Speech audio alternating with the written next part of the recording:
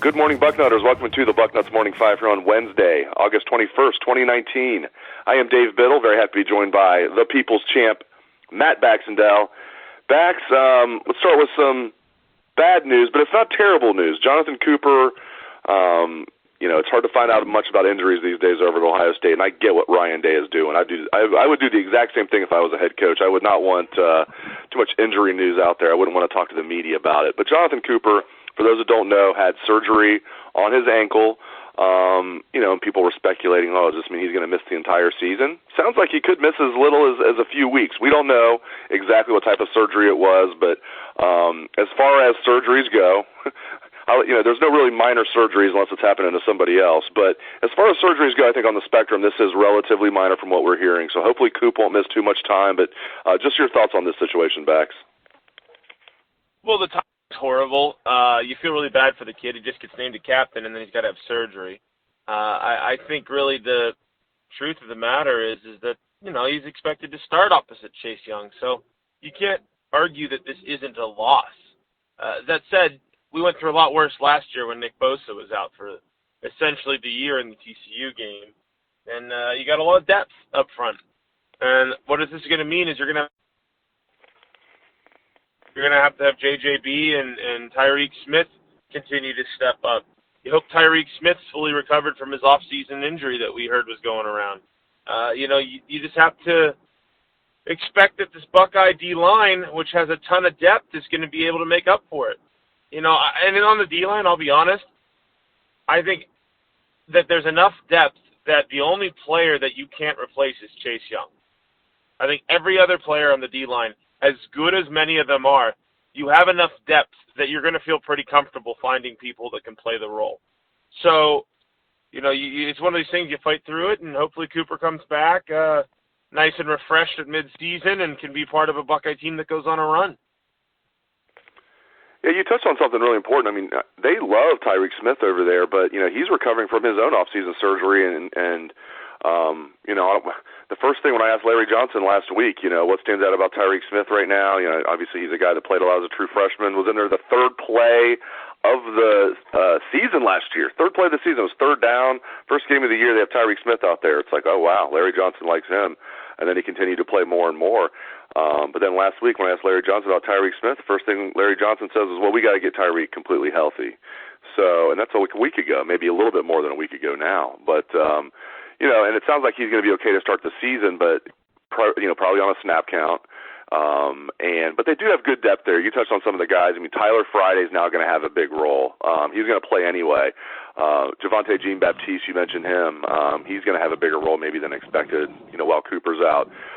We know about Zach Harrison. Maybe he'll get a chance. I think one guy that gets lost in the shuffle, and I'm guilty of this myself, Bax, when I'm putting together like depth charts and stuff like that, projections, is Alex Williams. We go out there. I mean, we all know he's a big kid that's local, Columbus kid, flipped from West Virginia, kind of at the last minute, redshirted last year. I mean, he's every bit of 6'6", 6'7", 270 pounds, and he moves well. So that's one guy that maybe is kind of lost in the shuffle, Alex Williams, that could get kind of a chance here. Yeah, and that's the thing. Whenever you have a guy who redshirted and, didn't come in as the five-star kind of kid, it's easy to get them lost in the shuffle, and sometimes those kids turn out to be Darren Lee. So, you certainly can't rule them out. And at this point in the year, Tyler Friday is another great name to mention. You're absolutely dead on with him. He's a kid who played a little bit last year, and we kind of been waiting to see him really take that next quantum leap. So, if Tyreek Smith's not healthy and you're going to have Jonathon Cooper on the sideline, these younger guys are going to get their opportunity to really show what they can do early on in the season. All right, let's switch gears, what people really want to talk about. Everybody loves talking about the quarterback, and especially when there's a new one. Justin Fields, I've heard a lot of, seen a lot of projections on Bucknuts, people predicting what his stats are going to be. Just curious what you think from a statistical standpoint, what his season's going to look like. Just if you had to predict his stats for the full season, yards, touchdowns, rushing yards, just how do you think he's going to do this year, Bax? Well, I think he's all going to do pretty well. I'm going to fall back on what you and I have both been saying for months about him, which is that he reminds me of an early career Troy Smith. And by that I mean he's a guy who has a big arm, and as he's here, the longer he's here, the more comfortable he gets here, the better his arm's going to be in the passing game. But he has the ability to sort of move out of the pocket on a broken play, and the next thing you know, he's 25 yards downfield. So I don't know if they're going to call a lot of quarterback runs this year. I think there's going to be very limited. It's not like he's going to be J.T. Barrett in terms of the play calling where you run the ball. It's not going to be Fields left, Fields right, Fields option left, Fields option right. But I do think you're going to see him rack up a significant amount of yardage this year. I haven't even honestly considered statistical numbers for him this year, but his passing numbers are going to be lesser than Dwayne Haskins. Obviously, Haskins had one of the greatest seasons in history at quarterback, and certainly the best in the history of the Big Ten. If I had to guess, I'm assuming Ohio State's going to play 14 or 15 games this year, and you're looking at Fields roughly walking away with 35 to 40 touchdown passes. He'll probably throw at least a dozen picks because guess what? That happens with a quarterback who's starting for the first time. He probably runs from anywhere from 700 to 800 yards, probably puts 5 to 10 in the end zone on the ground. He's going to have a really big season running behind a great O-line. He has so many weapons around him. I think he's going to have a really strong year. I think he's going to be one of those guys that isn't the top-tier Heisman kind of guys, but he's going to be considered in that next group. I think it's really going to – I think Fields is going to have the second-best statistical season of any quarterback in Ohio State history. And that's not really that much of a projection considering that the way the game has changed since a great like Troy Smith was here, right? When Troy was here his senior season when he won the Heisman, he threw 30 touchdown passes against 6 picks. He barely ran the ball because he didn't need to. And if you had Troy Smith and that kind of offense today, Troy would have had 50 touchdown passes. So it's just a different era. And I think Fields is going to have a very strong season statistically across the board. You're looking at, my guess is probably close to 4,000 total yards. But there's going to be much more production from the tailbacks this year than there were last year. The C.J. Saunders story is so cool. You go from walk-on to scholarship, and he's been on scholarship for 2 years now. It's not like they just put him on this year. He's been on for 2 years, and now captain. And people can make jokes, well, it's easier to be captain when there's 7 captains instead of 4. Well, true, that's math.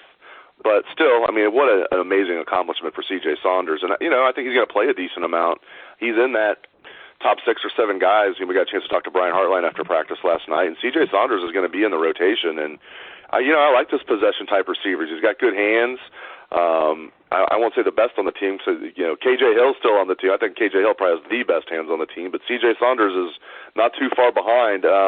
What a cool story, and he's going to have a decent impact this year, I think, Bax. Yeah, it's really awesome when you see these guys who walk on and then get on scholarship. It's almost incomprehensible when you have these guys who walk on and then end up as a captain. That's just borderline unheard of. And, C.J. Saunders is a kid who came here, worked his rear end off, and good things happen to those who work hard. That's a lesson to take out of this, I think, for everybody. Whether you're a 45-year-old guy following recruiting or whether you're a 15-year-old guy wanting to be recruited someday. It's all about effort. It's all about dedication. And this goes back to guys like, I remember writing an article years ago about Joe Berger when he committed to OSU over opportunities to go to smaller schools where you might have been on scholarship, right? And just that extra level of appreciation you have to have for guys who are making the kind of sacrifices that they're making to put themselves in this position. I'm sure it wasn't easy for C.J. Saunders to be a walk-on who couldn't go to training table and have all the other scholarship benefits, right? And for him, it probably got a lot easier as soon as he got on scholarship, and it allowed him to really grow the way we've seen him. So I hope he plays a lot this year. I love the kid. I remember whenever he caught his first touchdown was one of Haskins' first touchdowns against UNLV a couple of years ago on just a sheer rope kind of bullet throw. And I remember thinking, well, if Saunders can catch that, he's going to end up being a pretty decent player. So hopefully this year he can be our Hunter Renfrow and go out and be that kind of guy who can make clutch catches for OSU across the middle. It's just a great story, and you got to love it. And 7 captains, 4 captains, guess what? They always seem to lean to more captains lately. It's a far cry from when you had 2 or 3 guys who went out every week. And that's just the way it is now. So can't get grumpy about it. Times change, and it's a really cool thing for C.J. Saunders, and it's a really neat thing for all the other guys as well. Nobody's talking about the fact that Tuff Borland's looking like he's eventually going to be a 3-time captain after being selected again this year either. Yeah, and last thing, speaking of captain, Jordan Fuller, 2-time captain. I love this secondary, and especially the top 3 guys. When you look at, they're all going to be NFL guys, and Jeffrey Okudah, could be a top 10 pick. But you look at Jeffrey Okudah, Shaun Wade's going to play in the NFL, Jordan Fuller is going to play in the NFL. I love those 3, and those are your top 3 defensive backs who are in good shape. And then getting Damon Arnett back as a 5th-year senior, he's going to have his best year. And I know he has struggled at times. We've all watched him struggle, but I think he's actually going to have a good year as a 5th-year senior. And then they have a bunch of younger guys. Josh Proctor's really coming on at safety. They got some corners they like. Young guys like Sevin Banks. Cam Brown, guys that really don't get much pub at all. You look at this, and they're led by Jeff Hafley, who could not be more impressive. We got a chance to talk to him last night. I like the secondary a lot, Bax, as you can tell. Yeah, and I would agree with you. First of all, you touched on what I was going to say the moment you said the word secondary, which is Josh Proctor. Remember Alex Grinch said last year he thought he was going to end up being a star here at OSU? We haven't really had a lot of talk about the other safety position next to Fuller because everybody was talking about Brendan White. But Brendan White with the bullet position isn't really playing true safety anymore. And that means a guy like Proctor or a guy like Isaiah Fryer is all of a sudden going to get a lot more playing time than we ever would have anticipated this year. So I'm excited to see Proctor because Proctor has that, I don't want to say it's a Malik Hooker kind of vibe because that's not fair to him. But he has that whole, he's kind of an unknown, but people have said a few really that kid's good kind of things. And it makes you kind of wonder what we're going to see when you get on the field. And I'm excited to see Josh Proctor. Of all these guys in the secondary, I'm most excited to see Josh Proctor. But you're right. The depth is awesome. Obviously, Fuller's an NFL guy. Okudah and Wade are big-time kind of guys. There's a reason they were the 1 and 2 corners in the country a couple years ago. And a lot of people are down on Damon Arnett, and I get it. I just rewatched a couple of last year's games. He could not keep his hands to himself. But the problem with Arnett wasn't that he wasn't able to be there. He wasn't that half-step low in coverage like we always got frustrated with Kendall Sheffield. Arnett was covering the guys. He just couldn't keep his hand off the guy. If he can get some hand discipline, Damon Arnett could be a really good corner this year. It's just whether or not he chooses to try to, manhandle the guy while he's running immediately shoulder to shoulder with him. So if Arnett can clean that up, then you may see him being a guy by the end of the year that talks about getting drafted. And that's the real question for him in his development is I don't think it's as much sheer athleticism, it's discipline. And with a guy like Jeff Hafley around, I think it's going to only help them get better. So I love the secondary. I agree. I think OSU this year is very quietly in position to have a really strong season.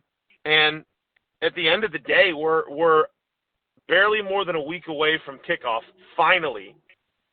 And I couldn't be more excited, really, with where this team is right now. And I think you could see them do something special.